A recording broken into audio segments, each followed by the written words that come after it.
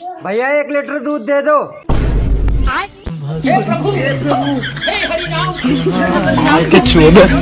Shirt अच्छी लग रही है आप पर। चाहे तुम कितना ही मक्खन लगा लो, मैं तुमको साड़ी नहीं दिलाने वाला। सिर्फ शर्ट ही अच्छी लग रही है, मुंह तो वैसे ही कुत्ते जैसा है।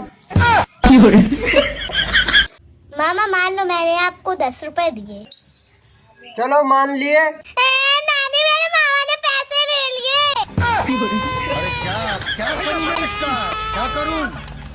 देखिए ना वो आदमी कैसे मुझे घूर घूर के देख रहा है। वो तो कबाड़ी वाला है यार, बेकार माल पर नजर रखना उसकी पुरानी आदत है।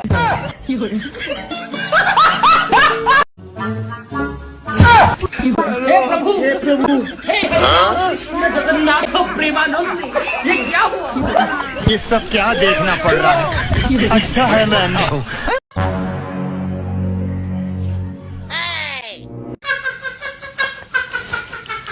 Hey!